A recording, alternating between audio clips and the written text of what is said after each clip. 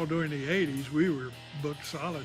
You listen to one of these stations where they play rock and roll, 7 or 8 out of the 10 songs were recorded at Sound City.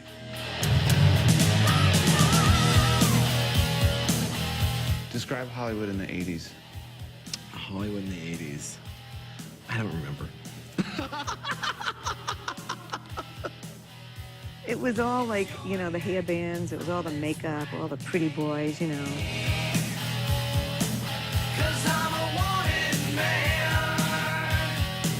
I was wondering whoever used the board after us if they had a burning sensation the next morning. Then they'd know we were there. Some kind of friend it turned out to be. I only did one record at Sound City. It was more family than any studio I'd ever been to. You know, family might be a bit heavy, but it was a warm feeling between us and the people that worked there.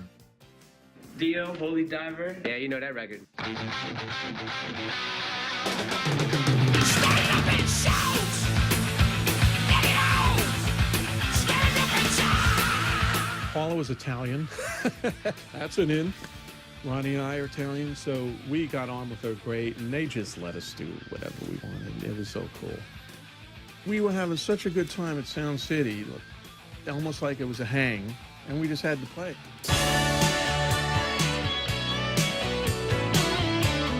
It was a lucky thing, I think, for all of us.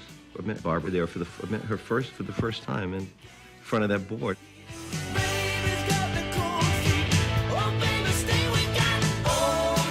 I have a lot of stuff that formed me in that place in South City. You know, you're in your 20s and you don't realize that this might not last forever.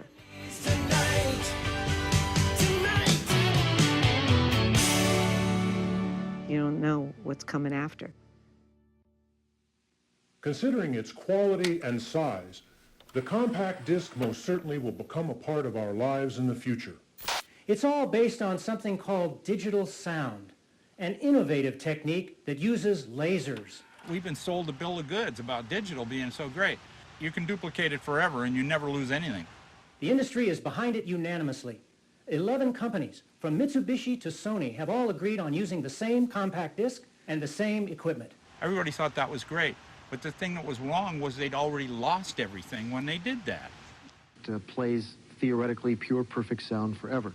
In the beginning, when they created the algorithms that decide how music is recorded into the digital domain, there's a mistake in it.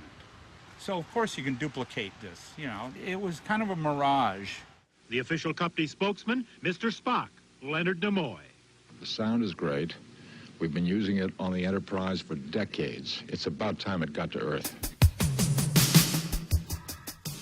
Everything changed. You had a lot of things coming at you at once. The techno side of it. This guy named Roger Lenn, who was a friend of ours. I remember Tom and I once went over to his house, and Jim Keltner was there. And there were all these wires and gadgets out on the desk. Roger was tinkering. We go, what are you doing? He goes, I'm building a drum machine. All the drum samples were my own drums. You had to be a drummer to sample drum sounds in those days.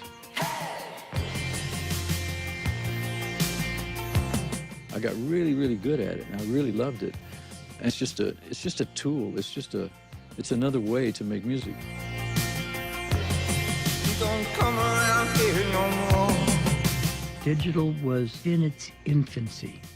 In the 80s, everybody was trying to be state-of-the-art. People were saying you only have 24 faders, and we want 32, 64, we want 72. Whoop-de-doo.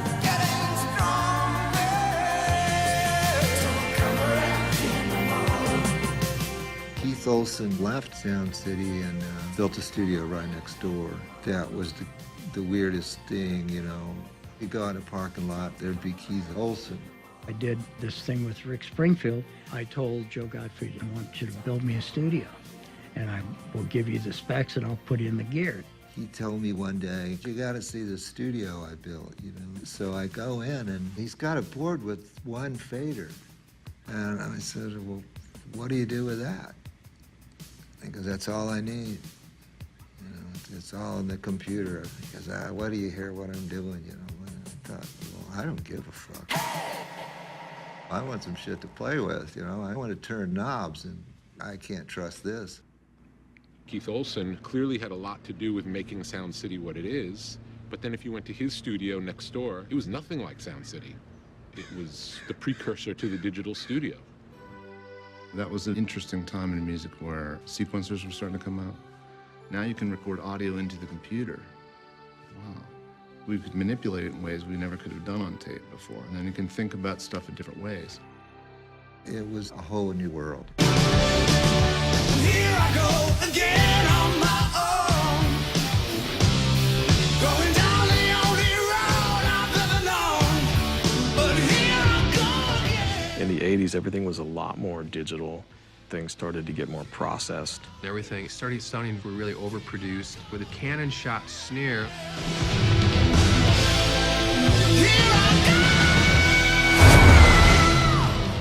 Sound City couldn't keep up. Joe was way over his head, and not just with the studio. At that time, we made a lot of mistakes. We spent a lot of money chasing other acts. And then one day, Rick decided he wanted to go with a younger, better manager, in his opinion. I was kind of talked into switching managers. And I didn't do it very well.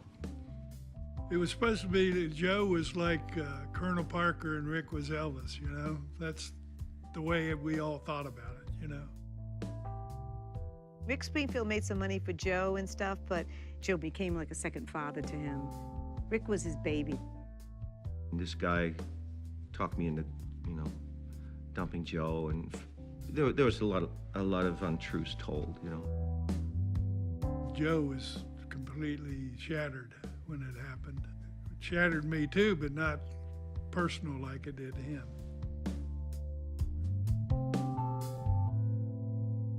It was a really bad day for him, you know.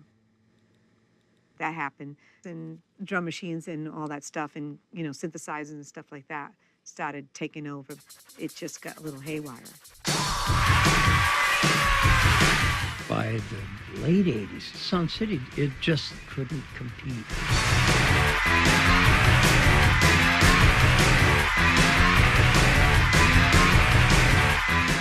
This was a time when studios got nicer and nicer. Like, some studios had hot tubs. Like, at Sound City, you just wanted to work and get the hell out of there. It was not a place you wanted to spend time. And it seemed like it would have been so easy to clean it up, but just no one took it upon themselves to do that.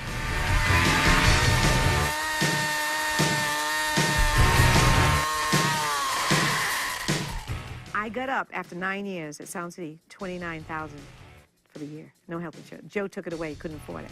And then when Joe wouldn't give me my second week vacation, that's when I said, I'm leaving.